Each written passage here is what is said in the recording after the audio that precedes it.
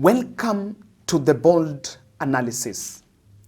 The stakes in the 2027 general election is too high that the panel, the Nelson Makanda-led panel procuring the next IEBC must not dare play games. A mystery, or the puzzle of how 6 candidates ended up being interviewed without being shortlisted, is what I want us to unravel. 6 people found themselves being interviewed by the panel, but they were not shortlisted. What kind of fraud is that? And of course, this process is one of the processes I think needs to be very lean, because Kenyans really depend on it. Before delve deep into those details, I am still in Embu requesting you on behalf of this family of Virginia, a mother of 5 who is now homeless and stranded. With 5 children, they have the firstborn son with autism, the other 3 girls with challenge eye problem, nata wounds in the legs. So she was staying somewhere. She used to have a house, which I'm also told she was paying 300 kidogo. But when it rained, that house was also swept away. She could not have paid it. So she got shelter in that temporary structure you were seeing there. Just that small house where she's staying with the children. So hapo tambiwa watoto wanalala, that small thing, that small bed, it's not even a bed, imeshikiliwa tu. Wanalala hapo horizontally, so that so long as they can see the next morning. When this was raised to us, we can change. We decided this is going to be our April mission, so that we transform the life of this mother in Embu. Mushonoke, Siakago. So we are reaching out to you that kindly support us. We are going to do a permanent structure, looking at, because we also want something that itakaa. Looking at that environment, tumeambiwa tumtengenezee kitu ambayo itakaa. So she's been given a piece of land, mali alizaliwa kwao. That is where we are going to build for Virginia. So kindly reach out to us, support us as what you can get. 150, 1,000, and whatever you can get, we'll appreciate. We're looking at a target of 250,000 because we want a permanent house. And I also want to request, if you come from this place, that's Chicago, Mbere South, I think anywhere around Mbere South. Now, you know where we can get motofali. There's a place we're supposed to go, ile imechomwa. For the people who know, kuna ile ingine haijachomwa, kuna ingine inatengenezwa hapo tu na mchanga. But we want that one, ile imechomwa, the mtafali, the quality one. You can get, can also WhatsApp me. I'll link you up with my team on ground so that we can buy from you. I'll be so glad if you can promote one of us here. Even hizo mabati, even the other materials tukitaka kununua, we'll buy. If you have a hardware around, and yeah, one of us, you can share with us. But there you can reach out if you can donate even a material, a cement, 1 bag of cement or so and so. We will also appreciate, so that we support Virginia. Tomorrow, we are also supposed to take the children to the hospital. So I also said, if you know, we'll find out one of the best hospitals hapa, so that hawa watoto pia waweze kutibiwa. And may God bless you as your partner with this great vision. Asanteni sana. So, guys, this is where Virginia.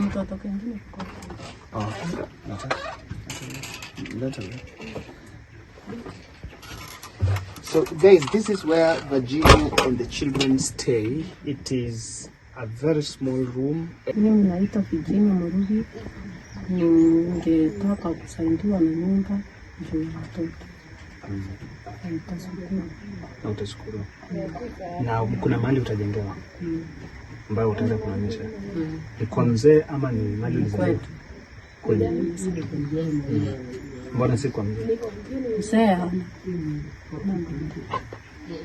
So you can see the situation, and that is our mission for this month. We want to help. So now, The State House team were puzzled. And how 6 candidates got to IEBC interview is something that I can't get. But before I break down that, I would want to remind the team, the IEBC selection panel, the stakes in the next general elections are high. Do you remember that even Butere Girls students curated a play on Zakayo Must Go, and even the state were threatened until they were stopping that play not to be acted in the national drama festivals? Who must go? Zakayo must go. He must go.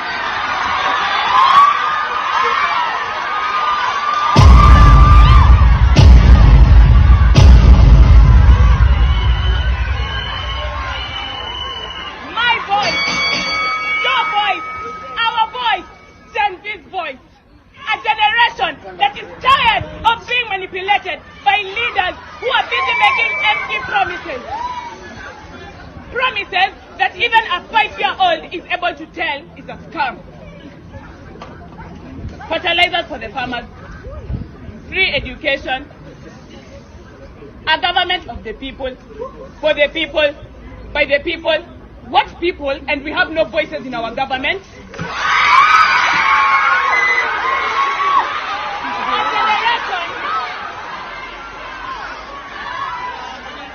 A generation that is vexed, infuriated, tired of everything going on. Who are our leaders? Well, they're out there taxing us everything. Taxing labor, taxing education, taxing KCP marks,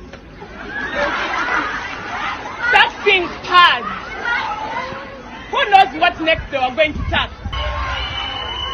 My voice, your voice, our voice, Gen Z's voice. A generation that is tired of being manipulated by leaders who are busy making empty promises. Promises that even a 5-year-old is able to tell is a scam. Fertilizers for the farmers, free education, a government of the people, for the people, by the people. What people? And we have no voices in our government.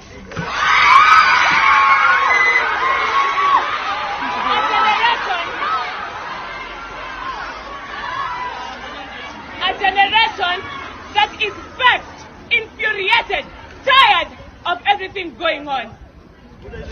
Who are our leaders? Well, they're out there taxing us everything. Taxing labor, taxing education, taxing KCP marks, taxing cars. Who knows what next they were going to tax? Maybe they were even going to tax our lives. We are tired, completely tired. We are out here as Gen Zs, representing our younger, innocent siblings, the Gen Alphas. What future do they have if our leaders are representing us like this? This is a battle for all. Gen Y, Millennials, Gen X, Gen Z, Gen Alphas. We are all in this together. Today, I want to leave you with my three role models. Number 1, Keter, who is not afraid of discriminating the government, knowing it will lead to a better future. Number 2, Babu Owino.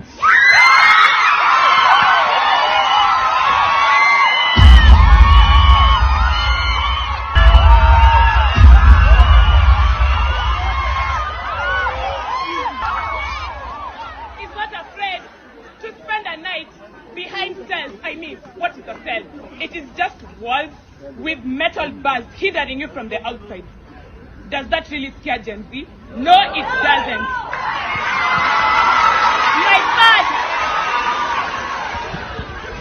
My third role model.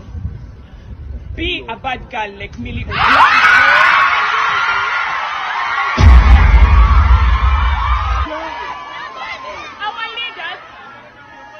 Our leaders are calling us criminals. Why?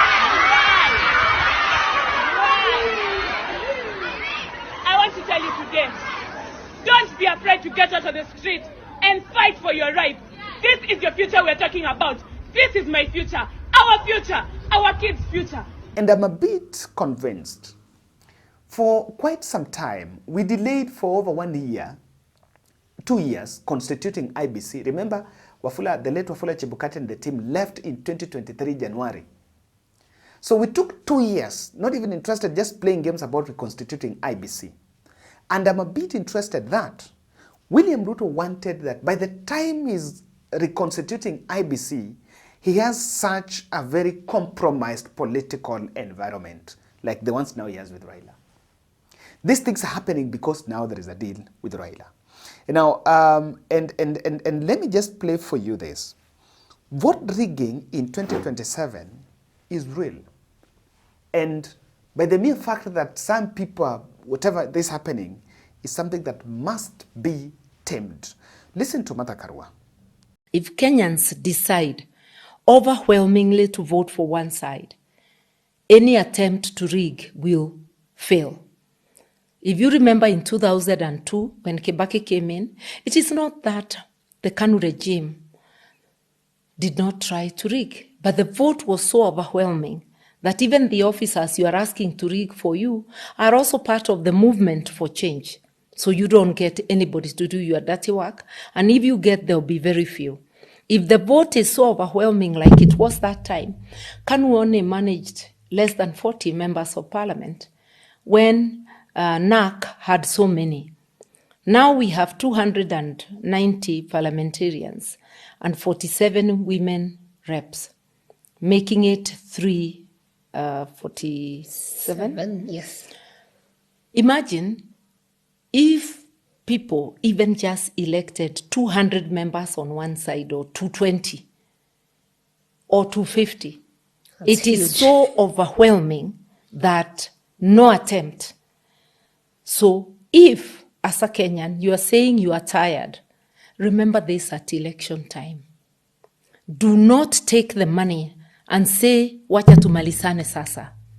Kama ni lazima uchukue pesa, uchukua, lakini chaguana na ubongo, sio tumbo.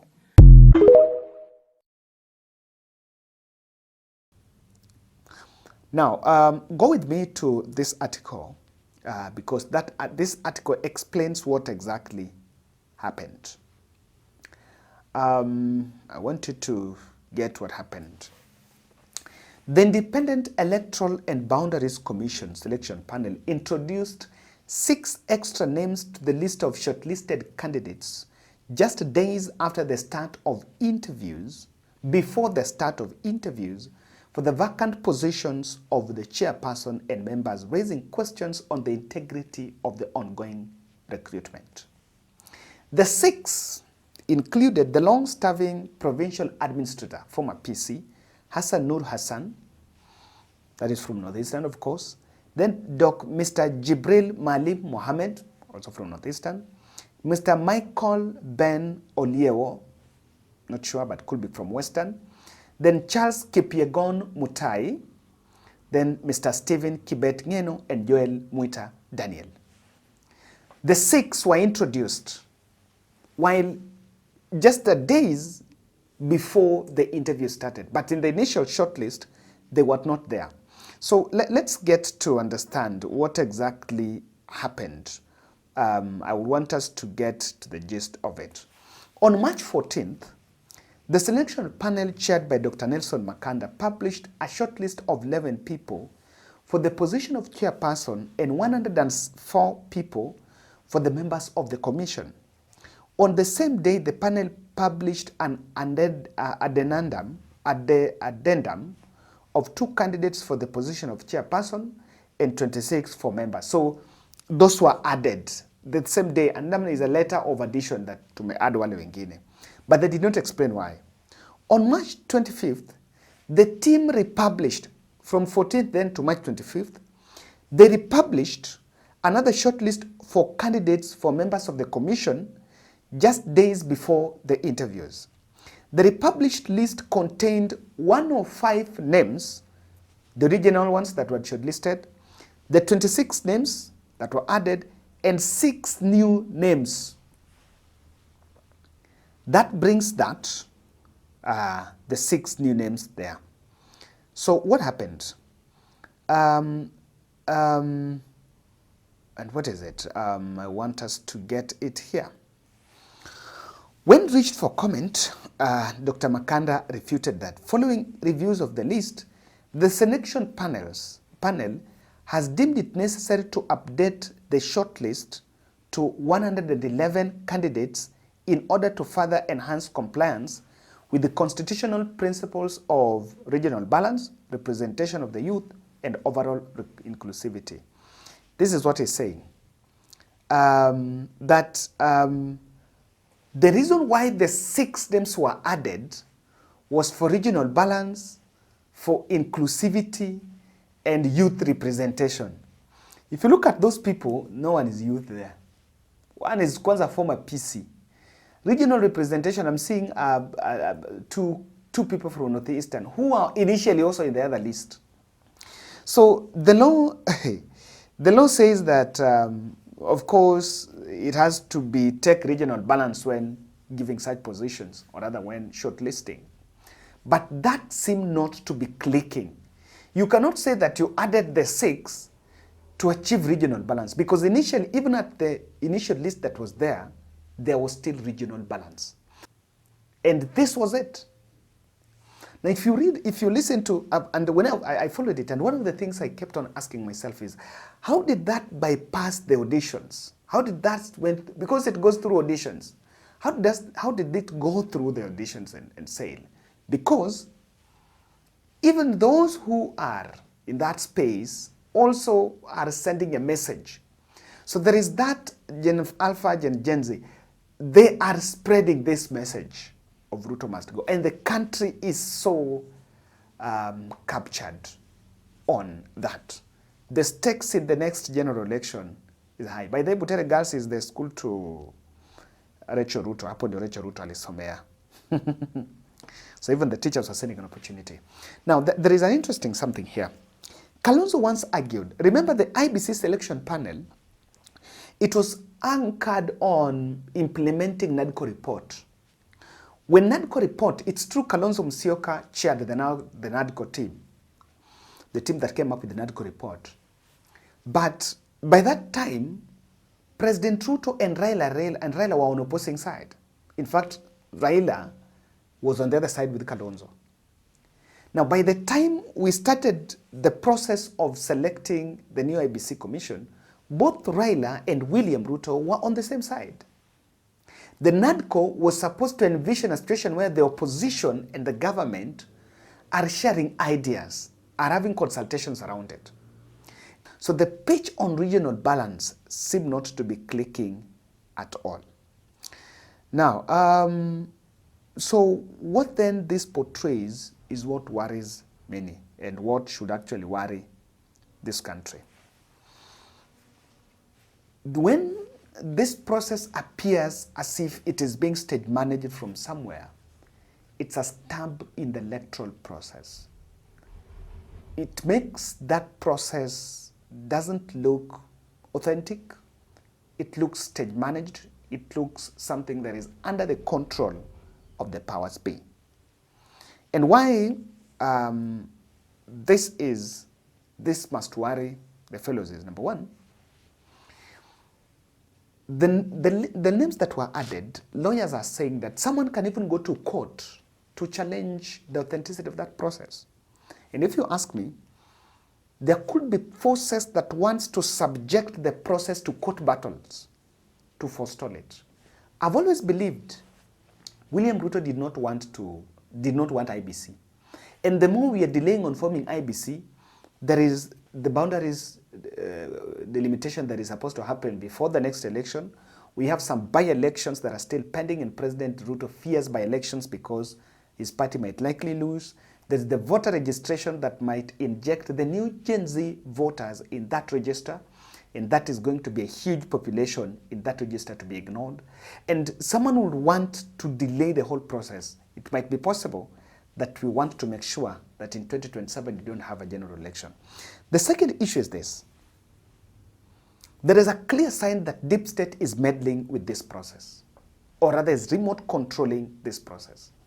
And I'm going to pay attention when the final list comes out, whether these 6 that have been included, is there any one of them that is going to be appointed as a commissioner?